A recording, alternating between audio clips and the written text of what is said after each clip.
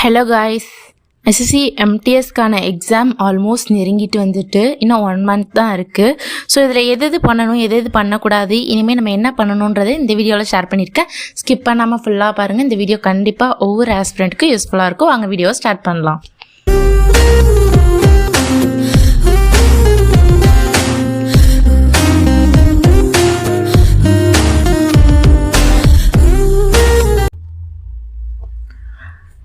இன்னும் 1 மாதம்தான் இருக்குது எம்டிஎஸ் எக்ஸாமுக்கு.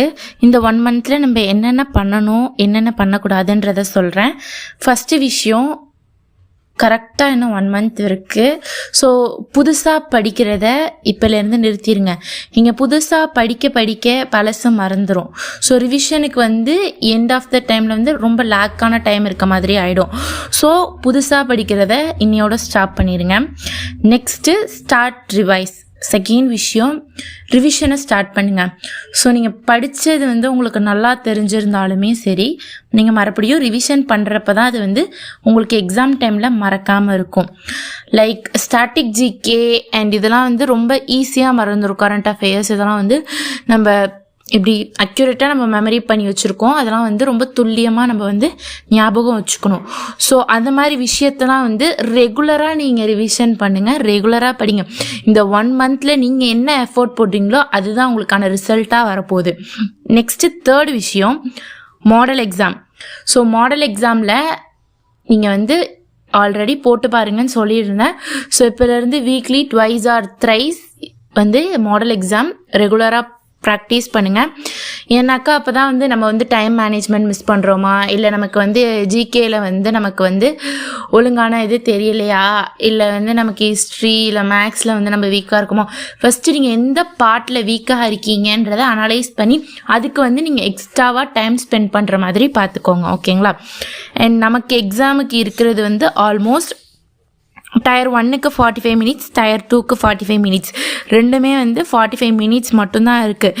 மேக்ஸ் அண்ட் ரீசனிங்லாம் ஒரு சிலர் ஒர்க் அவுட் பண்ணி பார்க்குறதுக்கே டைம் எடுத்துப்பாங்க.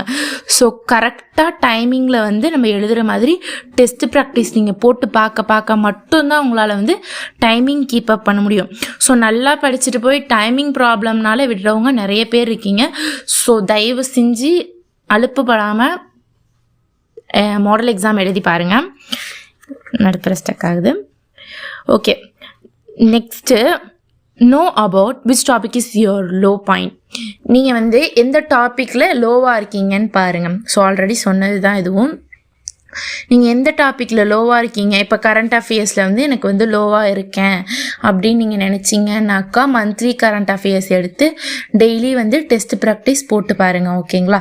அப்போ தான் நீங்கள் டெஸ்ட்டு ஒன்ஸ் படிங்க, நெக்ஸ்ட் ரிவிஷன் பண்ணிவிட்டு டக்குன்னு ஒரு டெஸ்ட் ப்ராக்டிஸ் நீங்கள் போட்டு பார்க்க தான் நீங்கள் அந்த சப்ஜெக்டில் உள்ள பயம் உங்களுக்கு போகும்.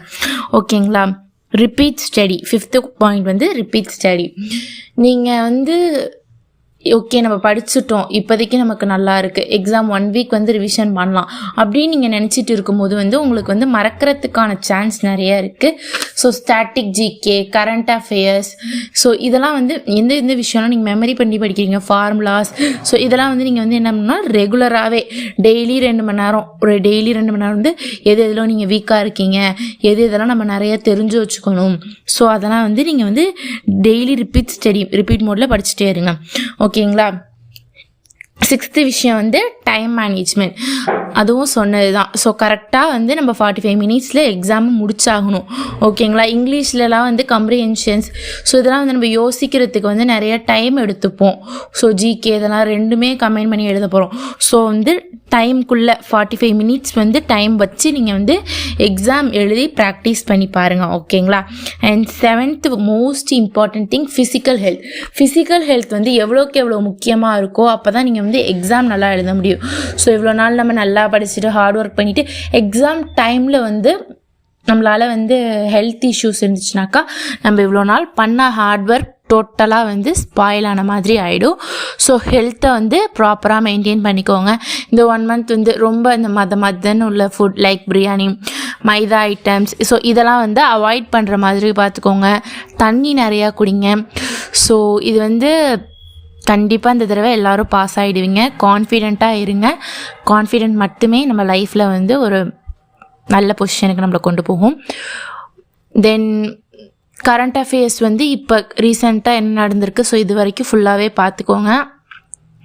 தென் வேறு என்னென்ன இம்பார்ட்டன்ஸ் இருக்குன்றதை இன்னொரு வீடியோவில் ஷேர் பண்ணுறேன். And all the best. கண்டிப்பாக எல்லாராலையும் முடியும். கண்டிப்பாக ஒருத்தர் பாஸ் பண்ணியிருக்காங்க அப்படின்னாக்கா ஏன் நம்மளால் முடியாது, கண்டிப்பாக எல்லோரும் பாஸ் பண்ணுவோம். ஸோ அந்த நம்பிக்கையில் படிங்க. So all the very very best and bye guys. கன்சிஸ்டன்ஸாக படிங்க. பாய்.